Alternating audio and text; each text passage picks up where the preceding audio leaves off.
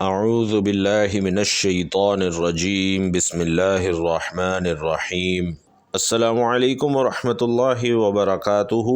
ناظرین کرام، صبح ناشتے میں نہار میں قرآن مجید کی یہ ایک آیت پڑھنے کا آپ معمول بنا لیتے ہیں تو جسم کے ریشے ریشے سے ہر بیماری کا خاتمہ ہو جائے گا۔ انشاءاللہ موت کے علاوہ ہر بیماری سے فوری شفا حاصل ہوگی۔ ناظرین محترم، جسمانی بیماریوں کا شافی علاج آج جان لیجئے۔ اس ویڈیو میں مقدس کتاب قرآن مجید کی ایک بہت ہی آسان اور مشہور و معروف آیت کا عمل آپ کو بتانے جا رہا ہوں۔ صبح اٹھ کر خالی پیٹ آپ نے اس عمل کو کرنا ہے۔ اللہ نے چاہا تو اس عمل سے جسم کی ہر بیماری ختم ہو جائے گی، چاہے وہ بیماری چھوٹی سے چھوٹی ہو یا بڑی سے بڑی ہو۔ یعنی اس ویڈیو میں آپ کو جسم کی اندرونی بیرونی ہر قسم کی بیماری کا قرآن پاک سے آزمایا ہوا روحانی علاج بتایا جا رہا ہے۔ اور ناظرین محترم، اس عمل کو غیر مسلم بھی مانتے ہیں۔ اگر تو آپ بیماری کا علاج کروا کر تھک چکے ہیں اور وہ بیماری پھر بھی ختم ہونے کا نام نہیں لے رہی، تو صبح خالی پیٹ آپ نے یہ قدرتی عمل کرنا ہے۔ یہ عمل مریض خود بھی پڑھ سکتا ہے تو خود پڑھے، اور اگر خود اس آیت کی تلاوت نہیں کر سکتا تو گھر کا کوئی اور فرد اس آیت کو پڑھ کر مریض پر دم کر دے، یا پھر مریض پر دم کر کے مریض کو پانی پلا دے، یا پھر پانی پر دم کر کے مریض کو پانی پلا دے، تو انشاءاللہ اس عمل کی برکت سے جسم کے باہر کی ہر بیماری اور جسم کے اندر کی ہر بیماری ختم ہو جائے گی۔ ناظرین، جس کسی نے بھی اس عمل کو کیا، انشاءاللہ اس کی وجہ سے اس کے جسم میں موجود دیگر بیماریاں جیسا کہ سستی، کاہلی اور کمزوری وغیرہ صرف اس عمل کی وجہ سے انشاءاللہ ختم ہو جائے گی۔ دل کے امراض کا علاج اس عمل میں اللہ نے رکھ دیا ہے، اور اس کے علاوہ مصائب و آلام، رنج و غم سے بھی مکمل نجات کے لیے آپ اس عمل کو ایک بار خود ضرور آزمائیے۔ ناظرین، یہاں آپ کو یہ بھی بتا دوں کہ اس عمل سے لوگوں نے کیا کچھ پایا ہے، لیکن اس سے پہلے آپ کو آگاہ کرنا چاہوں گا کہ میرے جن بہن بھائیوں نے اپنا نام لے کر دعا کرنے کا کہا تھا، ان سب کے لیے الحمدللہ دعا کروا دی گئی ہے کہ اللہ پاک تمام پریشان حالوں کی پریشانیاں دور فرمائے، تمام بیماریوں کی بیماریاں دور فرمائے، اور جن جن لوگوں نے اپنے مقاصد کی تکمیل کے لیے دعا کرنے کا کہا تھا، ان سب کے لیے الحمدللہ خصوصی اجتماعی دعا کروا دی گئی ہے۔ اور آپ میں سے بھی جو بھائی بہن چاہتے ہیں کہ ان کے لیے خصوصی اجتماعی دعا کروائی جائے، تو وہ بس کمنٹ باکس میں اپنا نام لکھ دیجئے، انشاءاللہ ان کے لیے بھی خصوصی اجتماعی دعا کروائی جائے گی۔ تو ناظرین، اس عمل کے بارے میں ایک بھائی کا کہنا ہے کہ اس عمل کو اگر صبح کے وقت کر لیا جائے تو بیماری، پریشانی اور ٹینشن وغیرہ ختم ہو جاتی ہے، اور ساتھ ہی ساتھ رزق کی فراوانی بھی جاری ہو جاتی ہے۔ بلکہ ان بھائی کا یہ بھی کہنا تھا کہ اس چھوٹے سے وظیفے سے ہر مسئلہ حل ہو جاتا ہے۔ اس عمل کو پڑھتے ہوئے انہیں 6 سے 7 ماہ ہو گئے، اور وہ کہتے ہیں کہ صبح کے وقت پڑھنے سے میری زندگی میں بہت ہی مثبت تبدیلیاں آئی ہیں۔ اس عمل کی برکت سے میری 20 سال کی بیماری الحمدللہ 2 ہفتے میں ختم ہو گئی۔ میری ایک بیماری تقریباً 20 سال سے چل رہی تھی، جس سے میں بہت زیادہ تنگ آ گیا تھا۔ ہر قسم کی ادویات کا استعمال کیا، وقتی آرام تو آ جاتا لیکن مکمل سکون نہ آتا۔ ہر آدمی کے ساتھ اپنی بیماری کا ذکر کرتا تھا، تو ایک دن میرا ایک دوست جو حافظ قرآن ہے اور آپ کے ساتھ ایک عرصے سے وابستہ ہے، اس نے مجھے یہ آپ کا عمل بتایا تو میں بہت شکر گزار ہوا۔ آپ کے اس وظیفے کی برکت سے الحمدللہ میری 20 سال کی بیماری ختم ہوئی۔ میں اور میری اہلیہ آج بھی جھولیاں اٹھا اٹھا کر آپ کو دعائیں دیتی ہیں۔ ناظرین، وظیفہ نوٹ کر لیں کہ آج کا یہ خاص عمل قرآن مجید کی عظیم سورہ مبارکہ سورۃ الفاتحہ کا وظیفہ ہے۔ آپ نے سورۃ الفاتحہ کو کب، کیسے اور کتنی بار پڑھنا ہے، یہ سب میں آپ کو بتا رہا ہوں، اور غور سے سن لیجئے اور یاد رکھیے کہ قرآن کریم، جس میں ہر بیماری کے لیے نسخہ شفا ہے، قرآن پاک خود مریض کو پڑھنا چاہیے، اور جدید تحقیق سے ثابت ہوا ہے کہ مریض پر سب سے زیادہ اثر خود اس کی اپنی آواز کا ہوتا ہے۔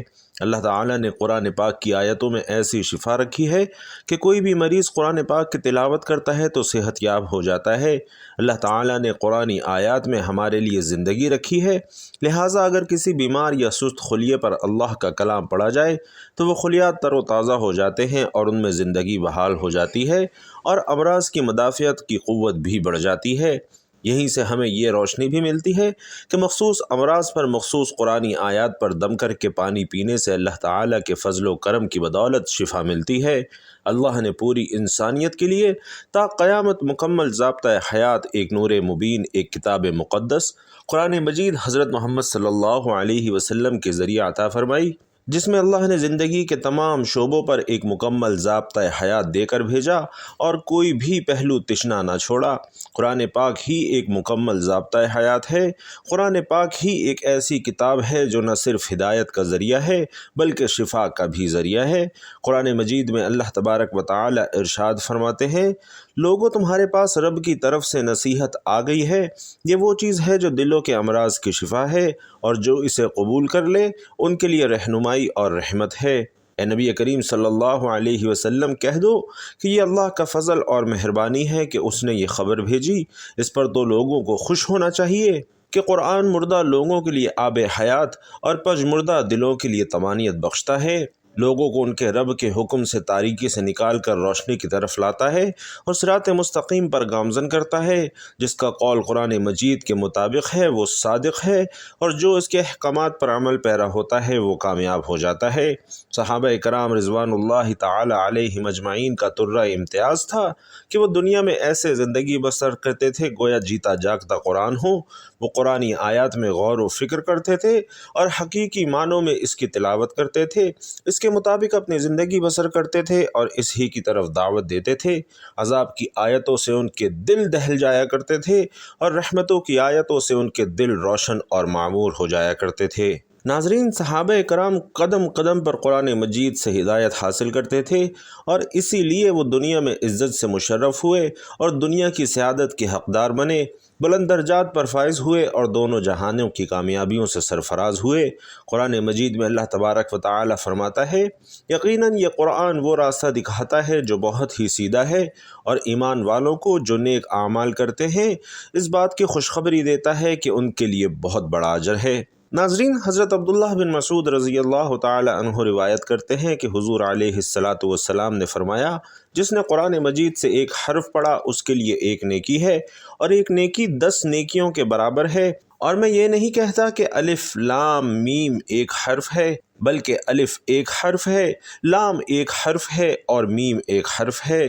حضور نبی کریم صلی اللہ علیہ وسلم نے یہ بھی فرمایا کہ صاحب قرآن سے کہا جائے گا کہ قرآن پڑھتے جاؤ اور درجات پر چڑھتے جاؤ، اور اس ترتیل سے پڑھو جس طرح دنیا میں پڑھا کرتے تھے، بے شک تمہارا مقام وہاں ہوگا جہاں پر تمہارا پڑھنا ختم ہو جائے گا۔ ناظرین، اللہ ایک ہے، روز ازل سے ایک ہے اور تا ابد تک ایک رہے گا۔ سچائی ایک حقیقت ہے، ازل سے ہے اور ابد تک رہے گی۔ جھوٹ ایک لعنت ہے جو ازل سے ہے اور ابد تک رہے گا۔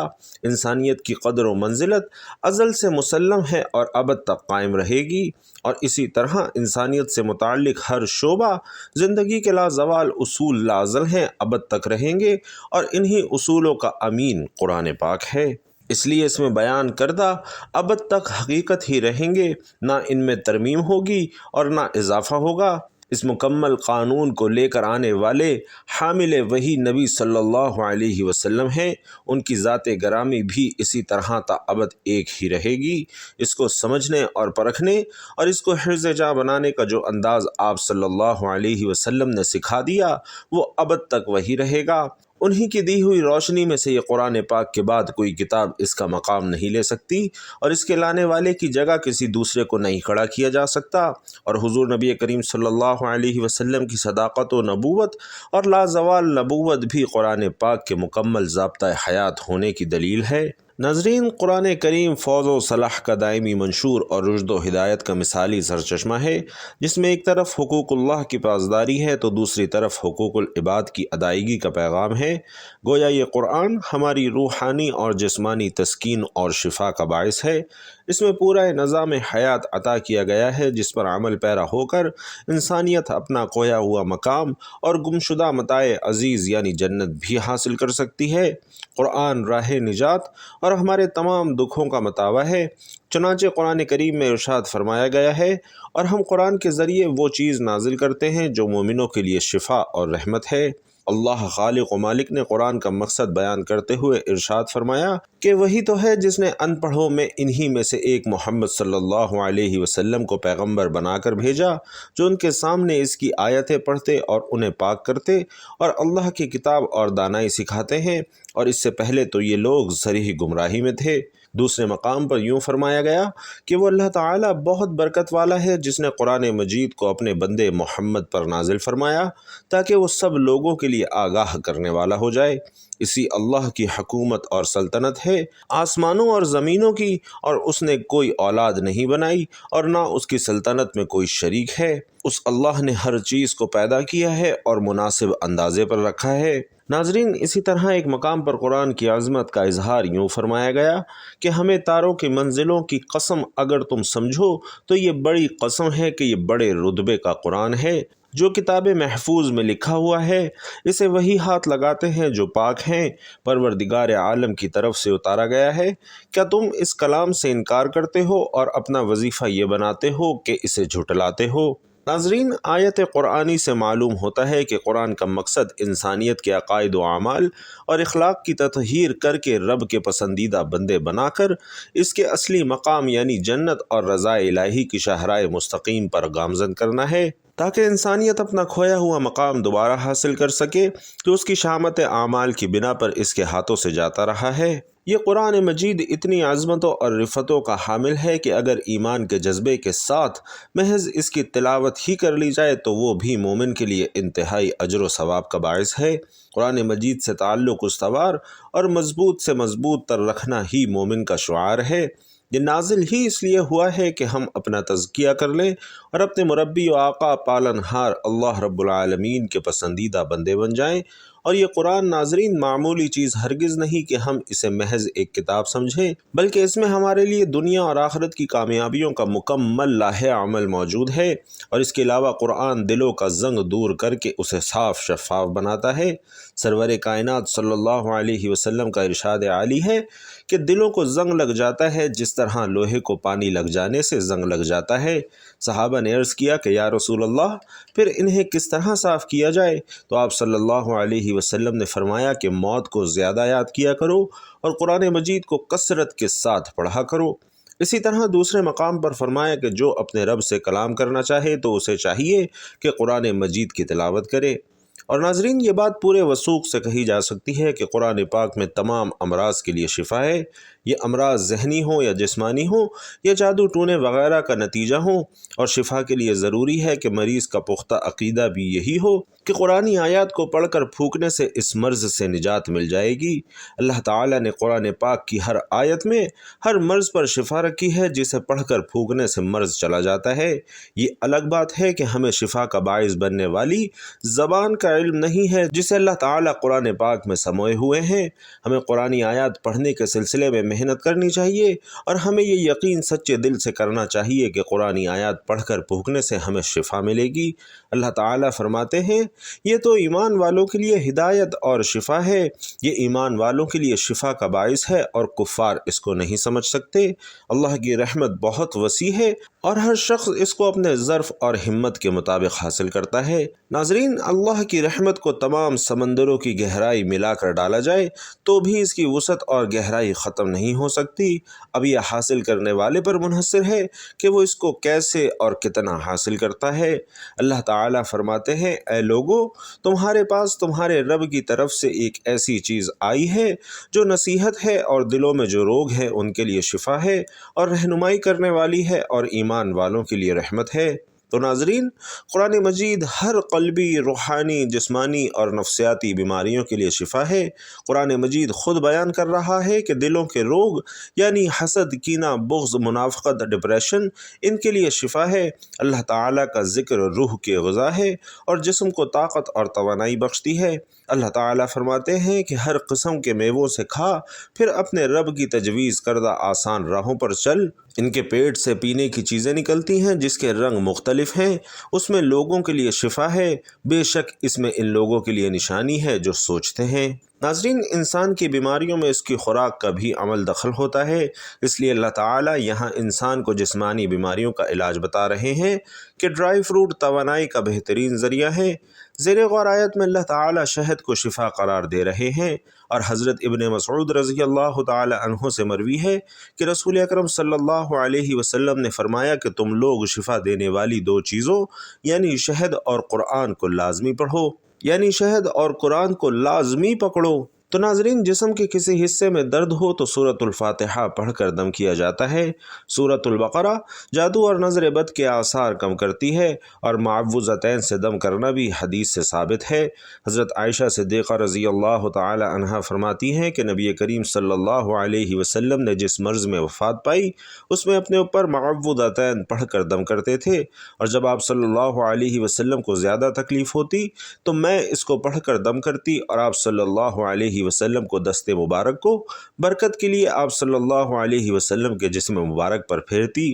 اور حضرت امام بطال رحمۃ اللہ علیہ معوذتین کے بارے میں فرماتے ہیں کہ اللہ تعالیٰ نے ان میں ایک ایسا راز رکھا ہوا ہے جو ان کے علاوہ کسی اور صورت میں نہیں ہے، کیونکہ یہ جامع دعائیں ہیں جن میں ساری بری چیزوں سے پناہ مانگی گئی ہے، سحر، حسد، شیطان کے شر اور اس کے وسوسے سے، اور اس کے علاوہ دوسری چیزوں سے حفاظت کے لیے معوذتین سے بہتر کوئی نسخہ نہیں۔